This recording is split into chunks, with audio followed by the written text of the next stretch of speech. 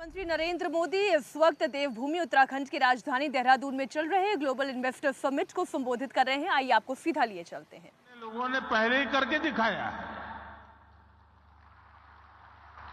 जनता ने स्थिर और मजबूत सरकारों के लिए जनादेश दिया है। जनता ने गुड गवर्नेंस के लिए वोट दिया, गवर्नेंस के ट्रैक रिकॉर्ड के आधार पर वोट दिया है। आज भारत और भारतीयों को दुनिया जिस उम्मीद और सम्मान से देख रही है, और अभी सभी उद्योग जगत के लोगों ने इस बात का जिक्र भी किया, हर भारतीय एक दायित्व के रूप में इसे ले रहा है। हर देशवासी को लगता है कि विकसित भारत का निर्माण उसकी अपनी जिम्मेदारी है, हर देशवासी की जिम्मेदारी है। इसी आत्मविश्वास का परिणाम है कि कोरोना महासंकट और युद्धों के संकट के बावजूद भारत इतनी तेजी से विकसित हो रहा है। आपने देखा है कि कोरोना वैक्सीन हो या फिर इकोनॉमी पॉलिसीज, भारत ने अपनी नीतियां, अपने सामर्थ्य पर भरोसा किया। उसी कारण आज भारत बाकी बड़ी अर्थव्यवस्थाओं की तुलना में अलग ही लीग में दिखता है। राष्ट्रीय स्तर पर भारत की इस मजबूती का फायदा उत्तराखंड समेत देश के हर राज्य को हो रहा है। साथियों, इन परिस्थितियों में उत्तराखंड इसलिए भी विशेष हो और स्वाभाविक हो जाता है क्योंकि यहां डबल इंजन सरकार है। उत्तराखंड में डबल इंजन सरकार के डबल प्रयास चारों तरफ दिख रहा है। राज्य सरकार अपनी तरफ से जमीनी सच्चाई को समझते हुए यहां तेजी से काम कर रही है। इसके अलावा भारत सरकार की योजनाओं को, हमारे विजन को भी यहां की सरकार उतनी ही तेजी से जमीन पर उतारती है। आप देखिए, आज भारत सरकार 21वीं सदी के आधुनिक कनेक्टिविटी के इंफ्रास्ट्रक्चर पर उत्तराखंड में अभूतपूर्व इन्वेस्टमेंट कर रही है। केंद्र सरकार के इन प्रयासों के बीच राज्य सरकार भी छोटे शहरों और गांव कस्बों को जोड़ने के लिए पूरी शक्ति से काम कर रही है।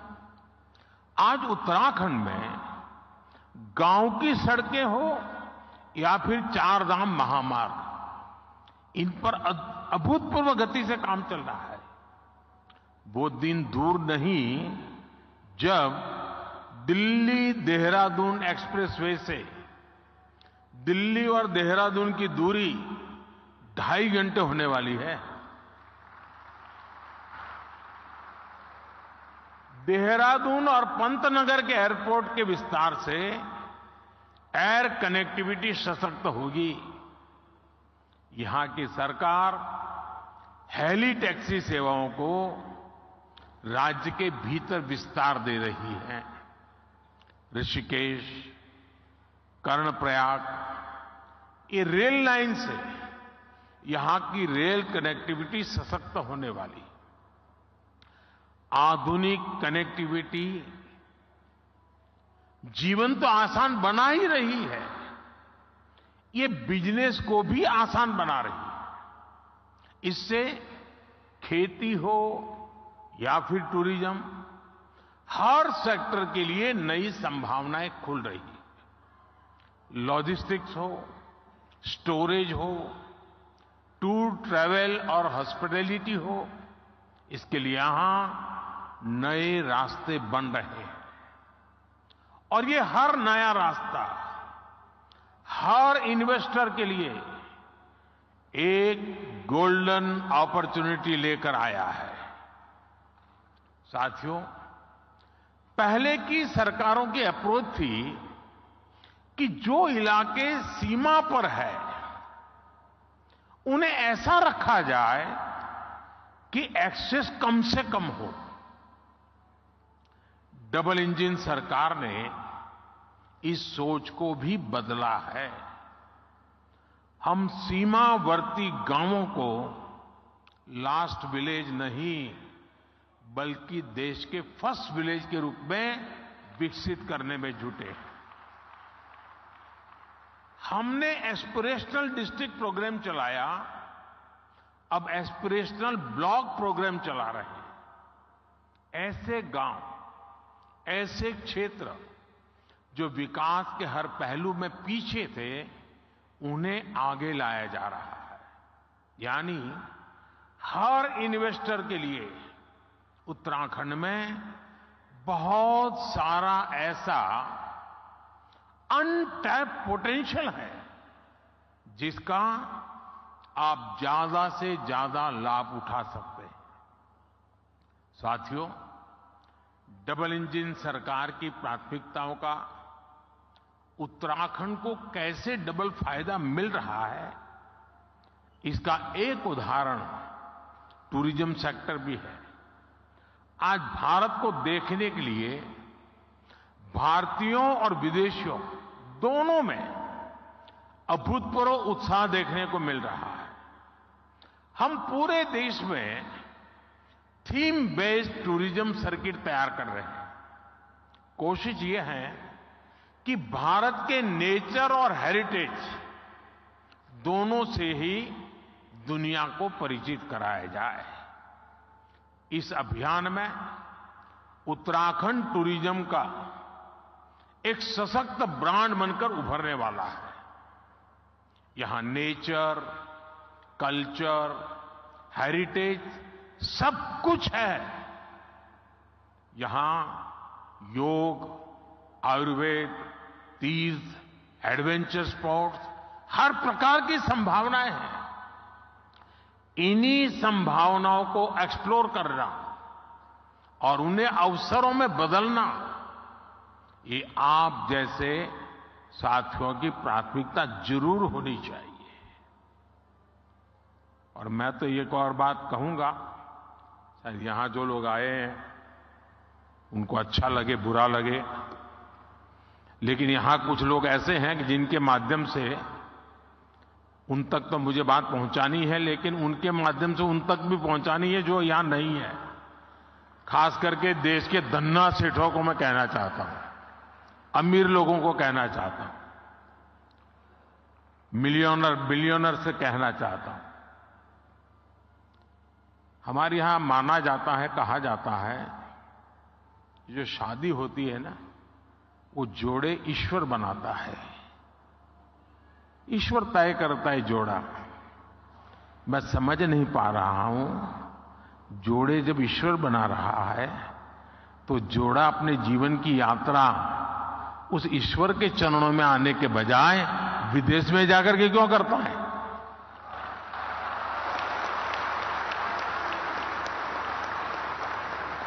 और मैं तो चाहता हूं मेरे देश के नौजवानों को, मेक इन इंडिया जैसे है ना, वैसे ही एक मूवमेंट चलना चाहिए, वेड इन इंडिया। शादी हिंदुस्तान में करो। ये दुनिया के देशों में शादी कर ले, ये हमारे सारे धन्ना सेठ आजकल फैशन हो गई है। यहां कई लोग बैठे होंगे, अब नीचे देखते होंगे।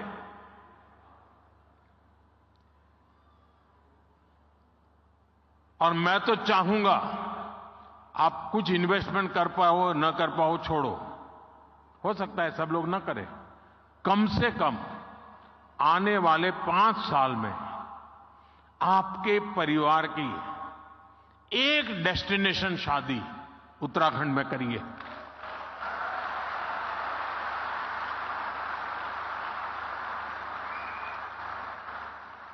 अगर एक साल में 5,000 भी शादियां यहां होने लग जाए ना, नया इंफ्रास्ट्रक्चर खड़ा हो जाएगा दुनिया के लिए, ये बहुत बड़ा वेडिंग डेस्टिनेशन बन जाएगा।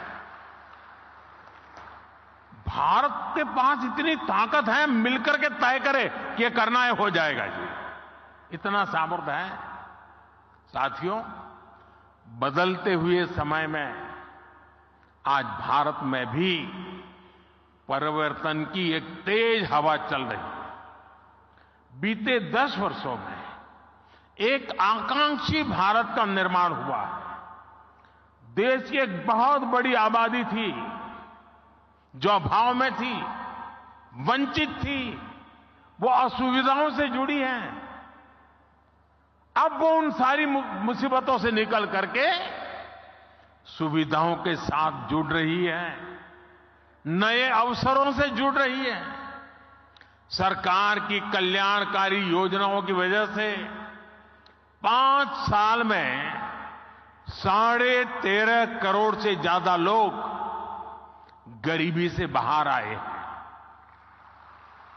इन करोड़ों लोगों ने अर्थव्यवस्था को एक नई गति दी है। आज भारत के भीतर कंजम्पशन बेस्ड इकोनॉमी तेजी से आगे बढ़ रही है। एक तरफ आज नियो मिडिल क्लास है जो गरीबी से बाहर निकल चुका है, जो नया नया गरीबी से बाहर निकला है वो अपने जरूरतों पर ज्यादा खर्च करने लगा है। दूसरी तरफ मिडिल क्लास है जो अपनी आकांक्षाओं की पूर्ति पर, अपनी पसंद की चीजों पर भी ज्यादा खर्च कर रहा है।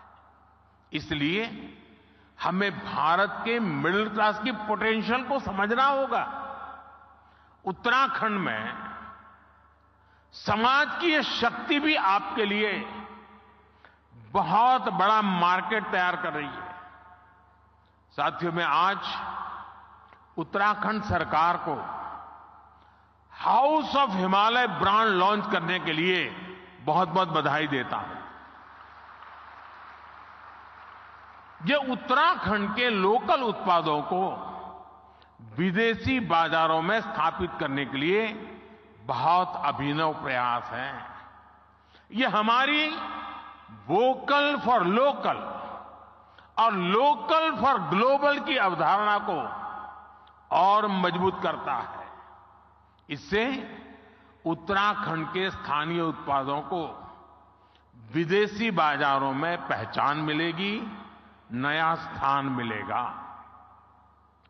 भारत के तो हर जिले, हर ब्लॉक में ऐसे प्रोडक्ट हैं जो लोकल हैं लेकिन उनमें ग्लोबल बनने की संभावनाएं हैं।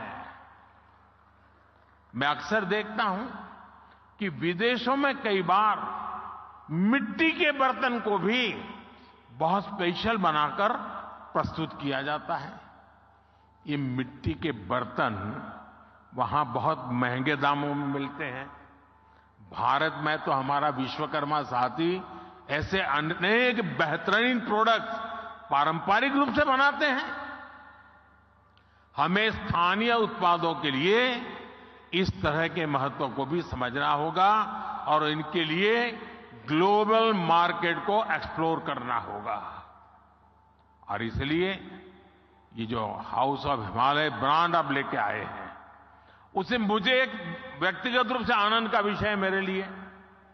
यहां बहुत कम लोग होंगे जिनको शायद मेरे एक संकल्प के विषय में पता होगा, क्योंकि ये संकल्प कुछ ऐसे मेरे होते हैं उसमें आपको सीधा बेनिफिट शायद न दिखता हो, लेकिन उसमें ताकत बहुत बड़ी है।